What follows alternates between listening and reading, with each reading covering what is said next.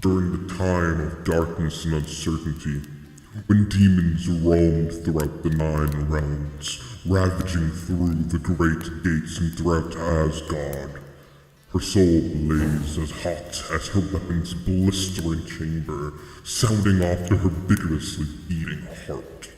She donned her weapon, slaying all that would dare to stand against her, as the beat of her wings and weapon would echo throughout, leaving all those who heard her quaking in fear. She sought vengeance against Nidhogg and his demonic generals, and would stop at nothing until they were slain. Those who felt the ferocity of her ballistics knew her as the Valkyrie. Go!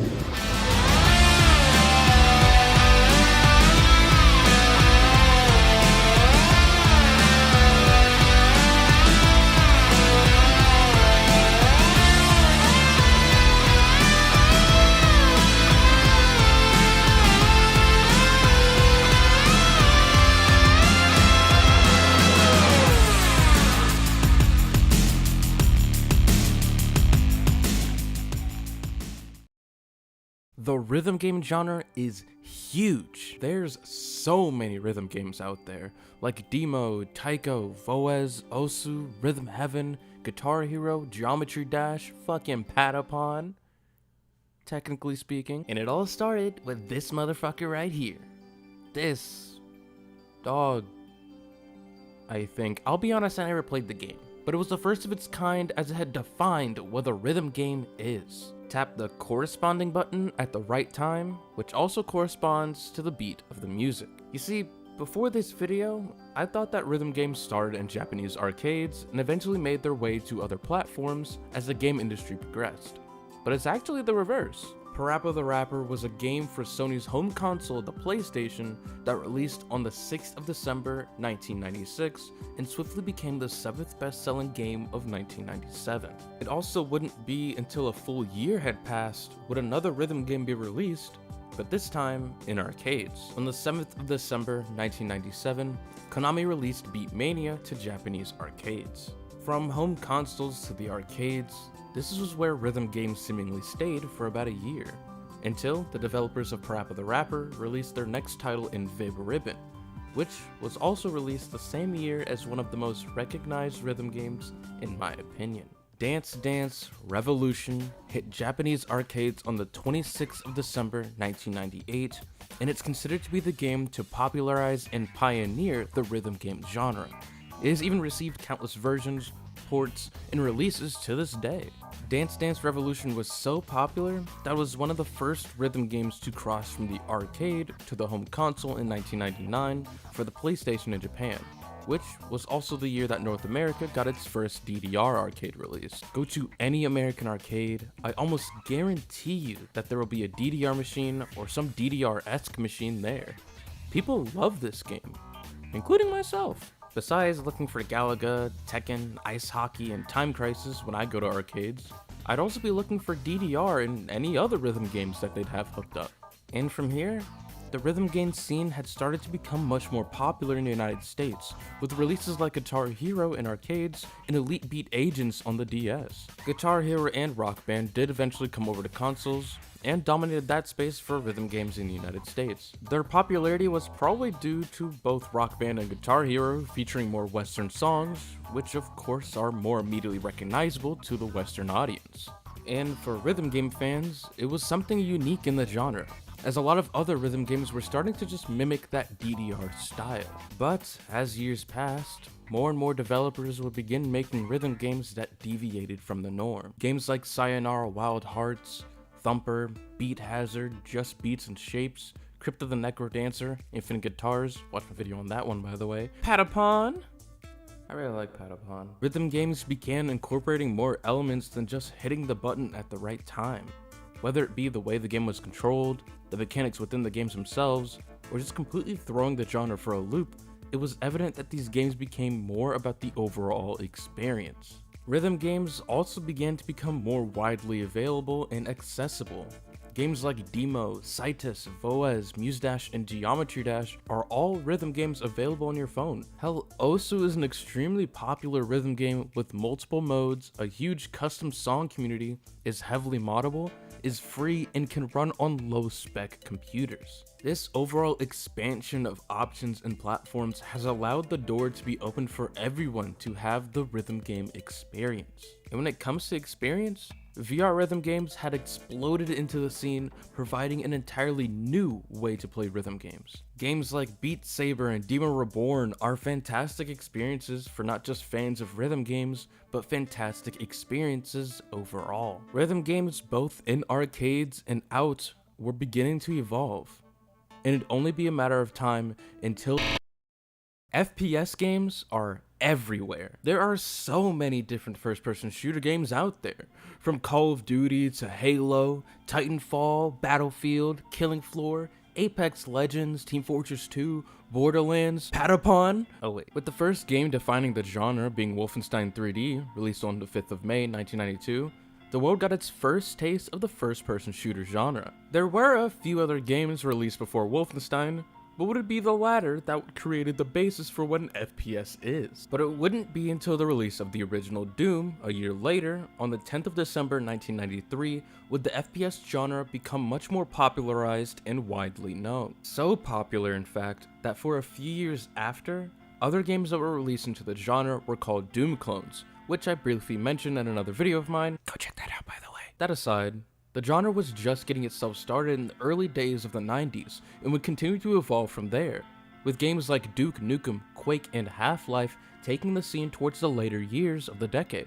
It would also be when the genre began to evolve and have subgenres form in tactical first-person shooters like Tom Clancy's Rainbow Six, and simulative first-person shooters such as Medal of Honor. The genre even made the jump into the 3D realm with games like the previously mentioned Quake and Half-Life.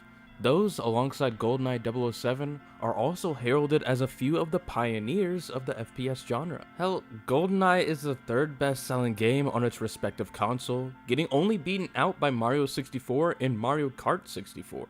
But let's rewind a bit and talk about Quake.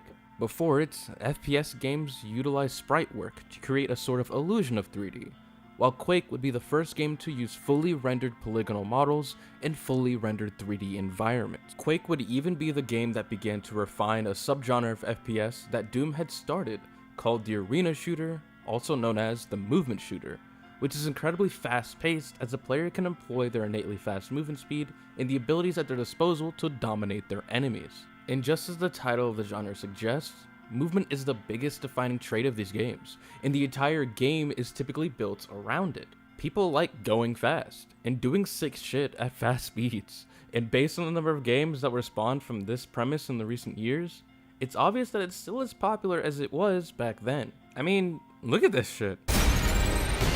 What am I witnessing? Easy.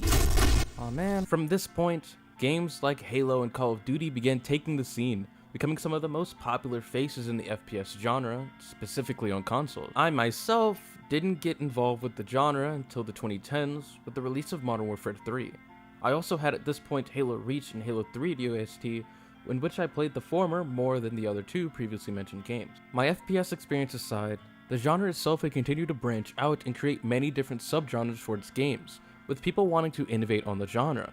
And it was only a matter of time until It was only a matter of time before the prophecy was fulfilled. the rhythm shooter genre, a subgenre of the rhythm and FPS game genres, where one game currently had sat itself upon a fiery throne that it had crafted up itself. Patapon. Wait, no. Upon taking elements of the FPS genre and elements of the rhythm genre, the developers of Azuuu Interactive had begun crafting a project that would not only create an entirely new genre of video game, but would also do so 2 whole years before any other game would be released into it. BPM, bullets per minute, was a game that single-handedly founded an entire genre that is now beginning to take hold and grow even bigger. And let's quickly get this out of the way. Some people may point their fingers at Pistol Whip, stating that it also falls into the rhythm shooter genre, and the founder of it at that, and there is an argument for this to be true. But since it was designed for VR specifically, it plays entirely different than what BPM and other games entering the genre are like. I'll incorporate it into the genre, but I personally would not count the game as the founder of it, as the basis for what preceding games would be like are all founded within BPM rather than Pistol Whip. So, with that out of the way, sorry for the interruption of your regularly scheduled content, but did you know that over 80% of my viewers are not subscribed? So please, consider subscribing to the channel if you enjoy the content. We're so close to 200 subscribers, and once we make it there, we'll be playing all of Hollow Knight or Cuphead and its DLC on a fight stick. So if you want to see that, subscribe to be notified when that video is ready, as well as other bangers when they are hot out of the oven. Now, let's get back into it. What is a rhythm shooter? Well, allow me to explain.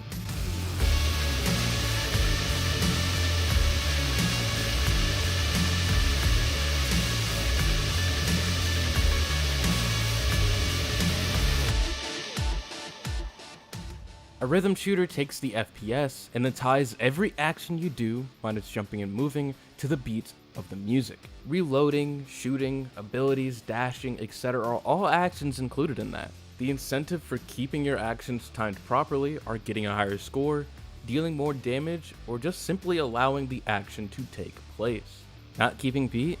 Not only will your score suffer, but your effectiveness as well, as mistiming a beat could lead to you not being able to reload in time, make that shot, or even dash out of the way of incoming attacks. So let's take a look at BPM. Everything that I just stated about the rhythm shooter genre was, as mentioned before, defined by BPM itself. So those elements are of course all present here. You'll find yourself taking control of the Valkyrie, Ghoul, and other unlockable characters as you shoot, dash, reload, and more to the beat of the music, slaying the hordes of demons invading Asgard. You'll be slaying through a total of about 9 different levels, each with their own boss, mini-bosses, and background tracks. Gathering pieces of equipment, stat buffs, and new weapons, which all modify your gameplay to great degrees. For example, each weapon has different clip sizes, firing patterns, and even reloads. The starting pistol takes about 2 reload timings to complete a reload, while the revolver requires you to reload each individual bullet, needing you to time each one properly. The revolver can be shot mid-reload, as each bullet counts as +1 back into your current magazine, while the starting pistol doesn't have this luxury. SMGs, shotguns, rifles, each weapon completely changes the way you play, not just because it's a different weapon, but because you're now counting to the beat differently. And when shit gets hectic like this, it can be difficult to keep your timing. Equipment, on the other hand, provides different gameplay modifiers, like flight or insane movement, or regenerating armor, or explosive or penetrating bullets, and etc. You'll be able to equip a total of 4 different pieces of equipment, each being a different category: headwear, armor, armwear, and footwear. When it comes to stat boosts, there will be statues set up across each level that you can spend your currency on to boost the specific stat it's for up by 1 point. The stats being ability, damage, luck, range, precision, and speed. But pretty much whenever you see one of these statues around and you have the money, it's best to go ahead and snag it. All of this allows for each one of your runs to be fairly unique. And some of you may be like, what do you mean by each one of our runs? The game is also a roguelike. That's right, not even death can stop you from slaying the demons polluting Asgard. Essentially, every run starts with you picking a character, each with their own starting weapon and ability. From there, you're progressing through the fairly randomly generated levels, clearing room after room until you find the boss, defeat it, and move on to the next level. You'll be picking up gold to buy new weapons, items and equipment, and stat buffs, as well as keys to open unlocked chests, and sometimes trade in for equipment. But aside from death sending you back to the start, randomly generated levels, and the occasional variant boss appearing, BPM leans more into focusing on its rhythm shooter side. Having good weapons, good equipment, and etc. are not necessary to beating the game. Good movement, aim, and beat timing, on the other hand, are essential. At the center of it all, you are still having to time your actions to the beat. Mastering this alongside your movement will be what allows you to succeed in this game. For me, I actually really like this game. I had my eyes on it for a long time and wound up getting it earlier this year. Aside from the unique gameplay catching my eye, there was one thing in particular, not really related to the gameplay, that I had noticed.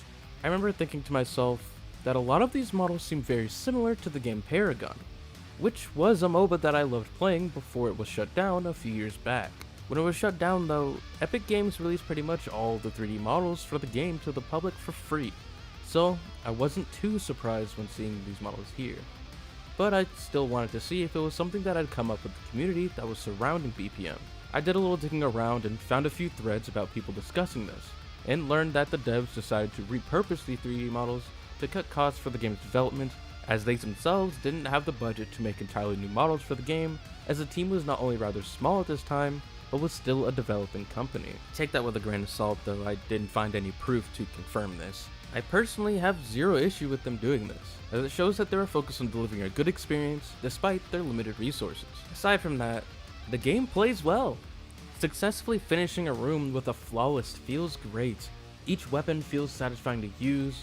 Shooting, moving, and dashing all to the great music composed by Sam Houghton and Joe Collinson feels not only fulfilling, but leaves me nodding my head and sometimes humming alongside it. Heck, I listen to the game's music on Spotify very frequently.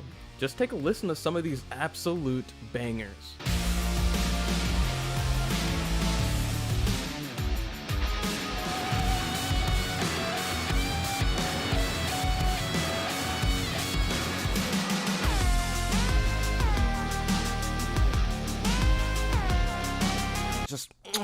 It's so. And aside from the main mode, which is the roguelike running through level, there are actual challenges you can go and complete on the side. Overall, the game is great, and I can safely recommend this game to pretty much anyone. As I did mention before though, it was the only game of its kind before one game had recently released, and another had begun showcasing its development. The one releasing being Metal Hellsinger, and the other being Gunjam.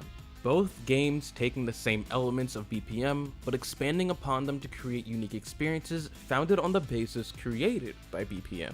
Gunjam, since it isn't quite out yet, I can't speak on it too much. But Metal Hellsinger is out, and I've actually finished the main story and almost 100%ed the whole game, so I'll touch on that. Metal Hellsinger on the surface seems rather akin to BPM, including the diamond markers to time your actions to in the center of the screen returns here from BPM. Once you start playing though, you'll realize that there are a plethora of changes around the board. Of course, other than Metal Hellsinger not being a roguelike. When it comes to the gameplay, there are less weapons when compared to its ancestor, but each weapon feels extremely distinct with unique ultimate abilities, extra utility, and purpose. You're even able to hold more than one weapon at a time when compared to BPM, allowing you to be able to swap weapons mid-combat. A big thing to note is the game's movement, as although they both take notes from movement shooters like Doom and Quake, Metal Hellsinger goes even further with different movement techniques revolving around your dash to quickly give you boosts of momentum around the battlefield. With the adjustments to the game's movement, Metal Hellsinger feels much faster than BPM. Aside from this, on the smaller side of things, BPM allows you to make actions on the half beats, while Metal Hellsinger doesn't. But based on how each game plays, I don't think Metal Hellsinger needs this feature. The clear inspirations from BPM are evident, as well as the games that inspired the rhythm shooter genre as a whole. Both of these games are fantastic and deserve the attention from anyone who finds these games even minutely interesting. I'm still eagerly awaiting my chance to play Gunjam, and I'm following closely with its development on Twitter. Hey, Editing Cross here. While I was editing this video, both BPM and Metal Hellsinger got updates to allow for custom songs to be played during the music rather than the songs that are for the game, which is really cool, and that I didn't mention it in the script when I was editing, and I'm just adding this in. But also, I did get a chance to play Gunjam. Steam Next Fest October has just rolled around, and I had no clue it was happening, so I have plans to make a video on that coming soon, probably in a week or so. But Gunjam was a part of it, and I did get a chance to play it, and it's a lot of fun. Strange, plays much differently than what I expected, but it's still fun. It is very challenging and a lot of fun, but I'll probably save more discussion on it for the Steam Next Fest video. All right, back to the video. And if somehow any of those devs find this video, keep up the good work on the game, and I can't wait to get my hands on it. And that's it for this video. I'd like to thank my friend Groovy Will for doing the silhouette art for the video's introduction, as well as the overkill footage that was much better than mine, and Azuuu-arts for helping with my new look. Both links to their socials will be down below in the description. If you enjoyed this video, please consider subscribing. We're so close to 200 and I have a fun video planned for that milestone. We're also challenging ourselves to hit 300 to 400 subs by the end of the year as well. And as usual, my name is CrossVee, and hope to see you all next time. Peace.